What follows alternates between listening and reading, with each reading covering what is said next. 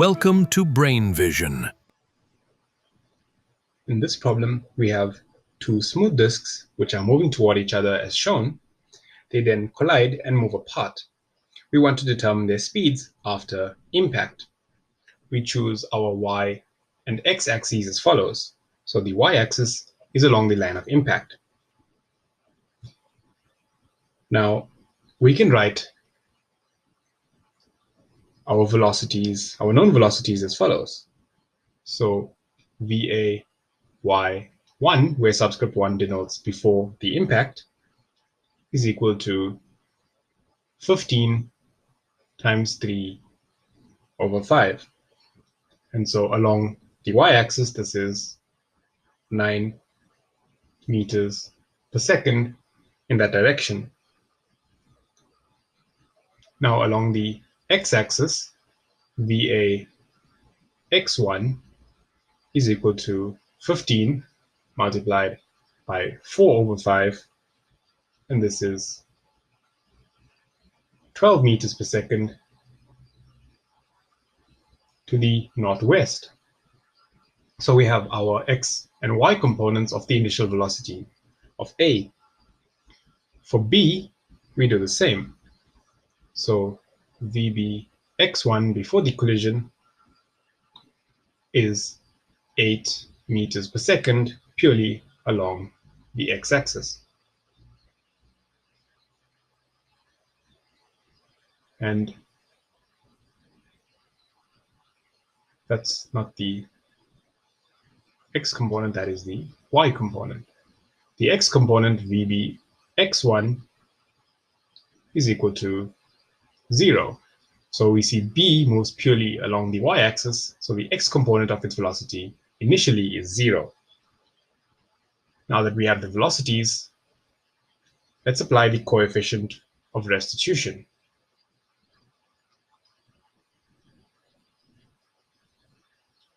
So we know the coefficient of restitution, taking the right direction along our y-axis to be positive. The coefficient of restitution E is equal to VB y2 minus the AY2 over VA y1 minus VB y1. And we know this coefficient of restitution, as it is given in the problem, to be 0.8.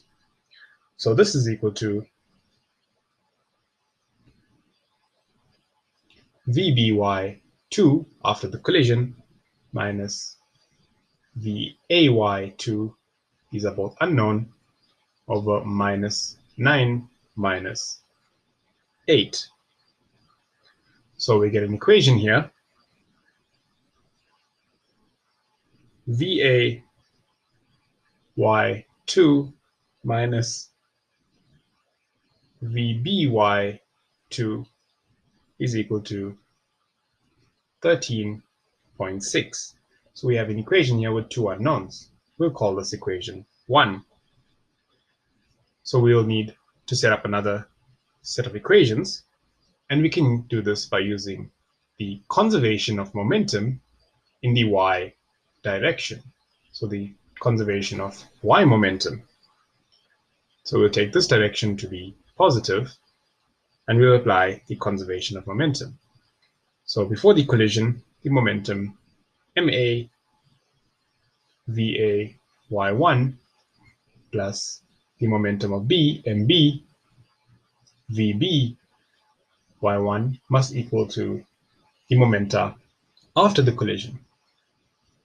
ma va y2 plus mb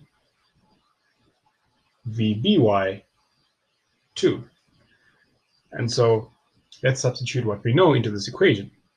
The mass of A is 4 kg times its velocity in the y direction minus 9, plus B's momentum is 2 times its velocity 8. After the collision, the momentum of A is 4 times VA y2 plus 2, the mass of b, into vby2. So now we have, if we simplify, we have 2, so we divide both sides by 2, vay2 plus vby2 is equal to minus 10. And we'll call this equation number 2. So if we solve our two equations, since they are the two same unknowns, we solve 1 and 2 simultaneously, we find vay2 is equal to 1.2 meters per second to the northeast, and vby2 is equal to minus 12.4 meters per second, which is 12.4 meters per second in that direction. So those are the y components. We can now find the x components by again using the conservation of momentum, but now in the x direction. So essentially the conservation of x momentum. Now, since no impact occurs along the x-axis, the component of velocity of each disk remains constant before and after the impact. So very simply, VAX2 is the same as before the collision, VAX1, and this is 12 meters per second in that direction. Now, VBX2 is equal to VBX1, and this is equal to 0. So B has no component of velocity along the x-axis before or after the collision. So now we can calculate the magnitude of the velocities of disks A and B just after the impact, which is what we require. So VA2 is equal to the square root of the sum of the squares of the x and y components. So that's the square root of 12 squared plus 1.2 squared. And so we get VA2 after the collision. A moves off with speed 12.1 meters per second. After the collision, disk B has velocity VB2, which is the square root of 0 squared, its x component, plus its y component, 12.4 squared. And so the speed of B after the collision is 12.4 meters per second.